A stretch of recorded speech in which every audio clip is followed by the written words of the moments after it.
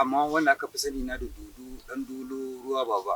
Ni wani ma'abocin al'adun gargajiya ne. Watan inda aka samun dodo na farko ni maɗinki ne. Ina ɗinki, ina fashion design da ka sani, wannan aiki da ka sani na zubi na cinko, kuma tela ne na mata, kuma na biyu direba ne ni, ina tuka babbar mota. Kuma bayan nan al'adun gargajiya harkar ƙoroso, wannan dumame da muke kira ƙoroso, ina buga ganga 16. Ina busa sarewa, ina buga piano. Duk dai wani abu da ka sani dai su wani gurmi, wani kuntiki, wani kalangu, duk ba abin da ba na yi. Kuma ina choreography, ina koyar da rawan yarurruka iri-iri daga kan ƙoroso, rawan Yarbawa, bata, rawan Inyamurai a Tilegon. Kowanne ina choreography da shi. Kuma harkar ƙoroso ba abin da ba na yi. Kazzagi ne, sheka ne, kuma ina ɗinka kayan da ake sawa hamila, cakamsa, komai dai a takaice dai ta ɓangaren al'adun gargajiya. To ni expert ne a kansa. Sai sa ka ji ake kira na Dodo ɗan dolo. Ka san muna drama na daɓe kusan tun zamanin Babangida IBB.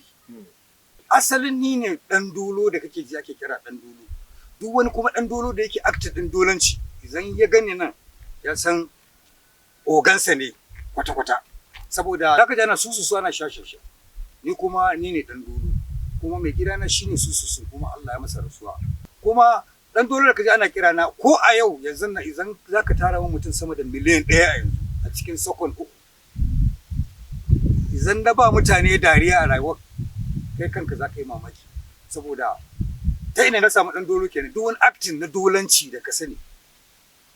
Ni da ka gani nan zan na maka wannan acting abin zai baka mamaki. Dalili kuma da kamun wannan tambaya yasa kai kanka kake mamaki da kake tambaya na, watan al'adu ne na harkan fim na Hausa a yanzu. Wanda suke harkan fim ɗin Hausa a yanzu kamar da nake magana, wannan gidan TV mai albarka sai riga sun san wane ne yake zaune. Daga kan mawaƙan zuwa kan waɗanda suke drama, suwa wanda suka yi suna, duk wanda ya kare min kallo ya san wanda ke magana. Idan baka taɓa ganin kana kallon drama na ina draman daɗe ba, to ina ji ka ji labari na.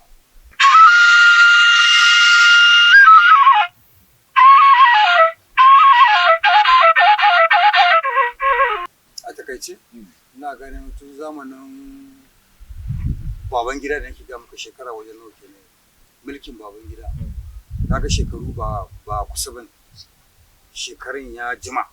Tunda na fara busa a Zaria tun muna yin ta irin cikin unguwa, har ya kai ga mun fara zuwa muna training, har ya kai ga muna da mu kusa wajen mu 4 ne. Ɗaya ya koma Dama ga Katsina kenan. Da kan kuma aka ɗauke ni aka mai da ni African Cultural Promotion Lagos kenan.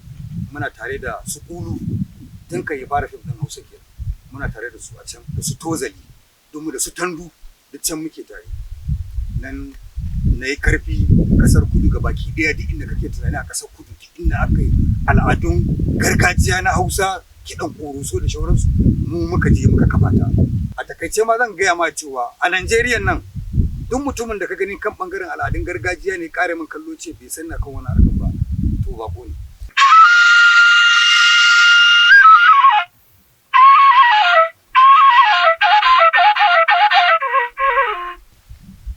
Busosin da muke da shi na farko akwai busa ƙoroso, wannan ita ce ainihin ginshiƙin gargajiya tamu ta Hausa, wanda ana busa ta, ana kirari, 'yan rawa da maza da mata suna amshi.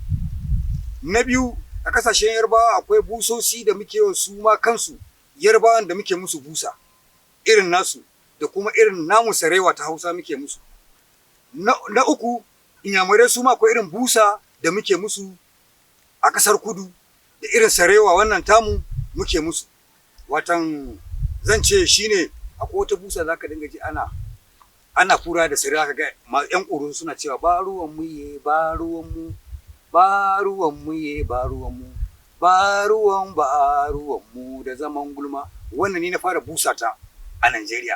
Kuma za ka dinga ji ana wani, za ka ji ana Dodo maci karafa, ubale mai maciji, na Jamila sannu baba. Wannan busar ma ni ne na fito da ita. Akwai wani kiɗa kuma da zaka ji ana cewa janjanjan muka janjanjan, daɗi jam, jam. To ita ma zaka ji ana cewa wake ja da ɗan dolo. Wannan kiɗan ni na ƙirƙiro ta. na kirkiro raye kaɗe kamar yadda nake ga maka a yanzu da ka ganin nan in kai mazari ne ni da ka ganin nan haka wallahi in ka zo gaba na ka zo Boston.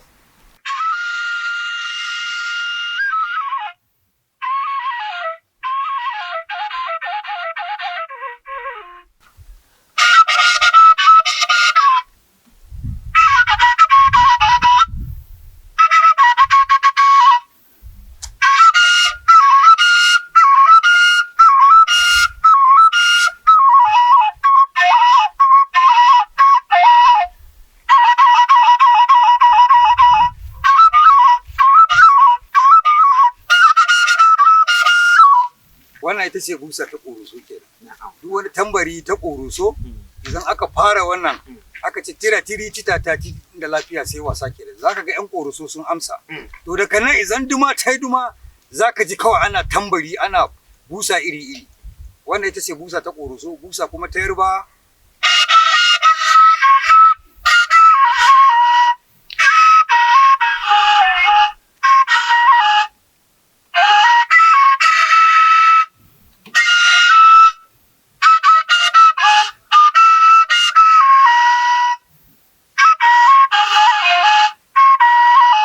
Zaka ji na ekombe wambeu ekombe wambeu.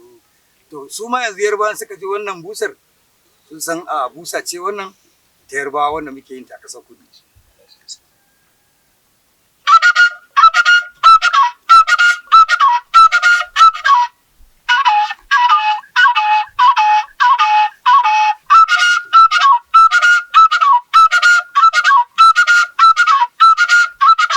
Wannan ita kuma ita ce busa ta inyamurai da a ce akwai irin dubabanmu to da zaka ga ina zan dinga maka wannan rawan ɗaya bayan ɗaya zaka ga ina nake maka wannan rawa.